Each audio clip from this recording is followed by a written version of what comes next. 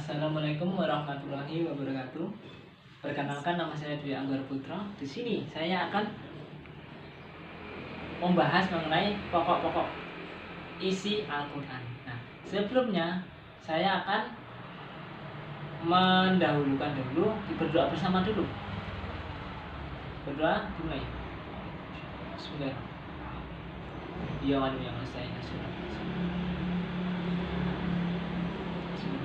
Ayo silakan anak-anak dibuka ringkasannya, buku untuk meringkas mengenai pokok-pokok isi Al-Quran. Nah, yang pertama, ya kan? Yang pertama itu akidah. Pastinya tahu apa sih itu akidah? Akidah berarti kepercayaan atau keyakinan.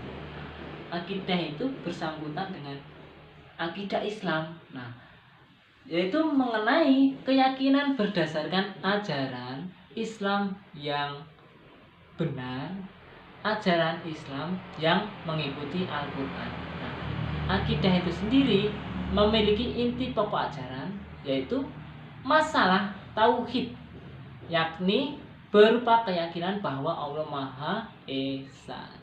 Jadi Allah itu merupakan akidah kita menuju pada jalan Allah. Nah, yang kedua yaitu mengenai ibadah dan amal perbuatan. Ibadah.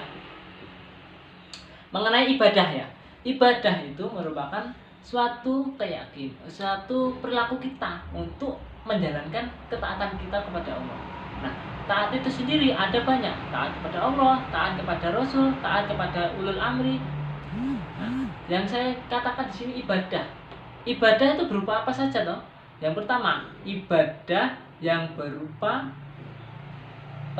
ibadah jalan kita menuju Allah. Jalan kita memuja Allah itu seperti apa? Supaya benar. Nah, ibadah itu ada yang ibadah mahiyah dan yang satunya itu ibadah ghairu mahiyah. Nah, yang selanjutnya yaitu tentang akhlak.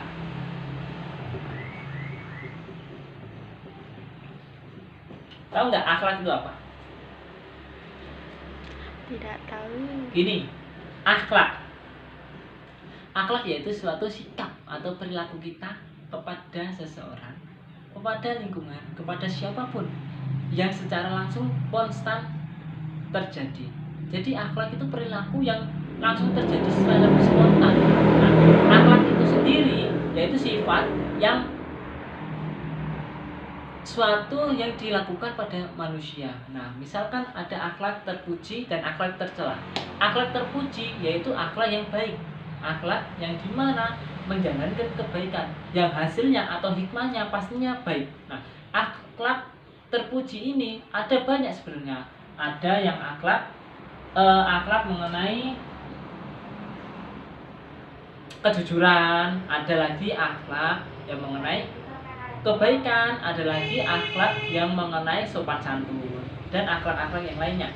Sedangkan akhlak tercela yaitu akhlak yang buruk, yang dimana akhlak ini suatu yang timbul secara spontan, yang dimana sangat jelek di lingkungan. Nah, akhlak tercela ini tidak baik di lingkungan karena apa? Karena ciri-cirinya itu meresahkan atau membuat gaduh di lingkungan. Seperti akhlak tercela yang durhaka kepada orang tua. Akhlak tercela yaitu berbohong, sombong, iri, dan yang lainnya. Yang selanjutnya yaitu mengenai hukum. Hukum itu apa? Pastinya tahu, paham. Gini, hukum yaitu suatu peraturan yang dimana sebagai salah satu isi pokok ajaran Al-Quran berdasarkan kaidah ya, yang dimana hukum ini mengikuti kaidah-kaidah Allah yang diikuti para manusia, ya kan? Nah, dasar yang dimana menyeluruh bagi umat Islam, umat manusia. Nah, hukum ini harus dipatuhi oleh semua orang, tidak boleh hanya hukumnya saja, tapi peraturannya enggak. Hukum itu mengenai ada hukum alam, ada hukum manusia, dan ada hukum yang lainnya, ya kan? Nah, sekarang yaitu mengenai sejarah kisah umat masa lalu. Nah, sejarahnya ya. Oh ya, hukum belum saya tulis, bentar. Hukum. Jangan lupa ditulis ya teman-teman. Selanjutnya yaitu sejarah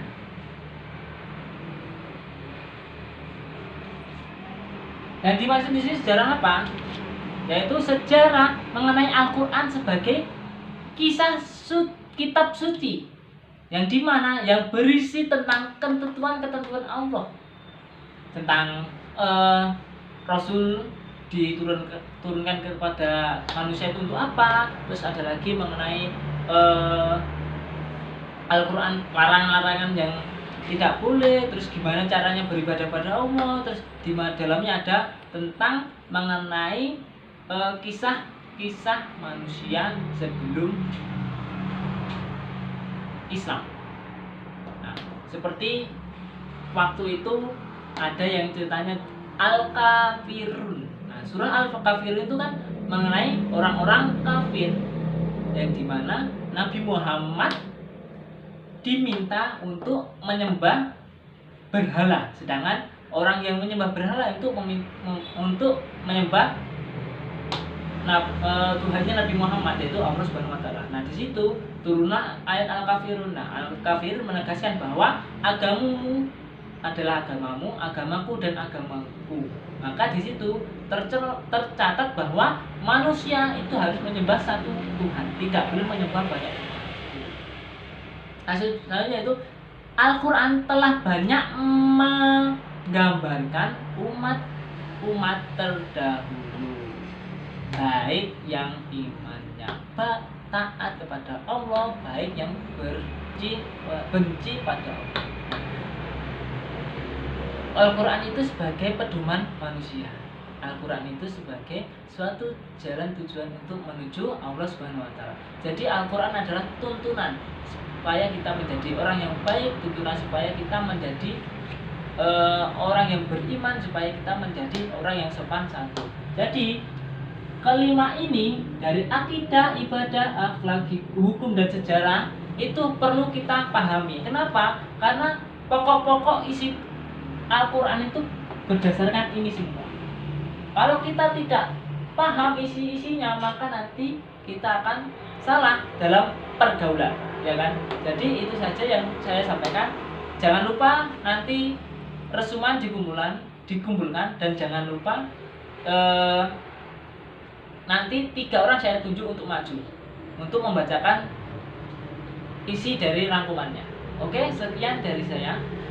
Kita tutup pelajaran hari ini. Assalamualaikum warahmatullahi wabarakatuh.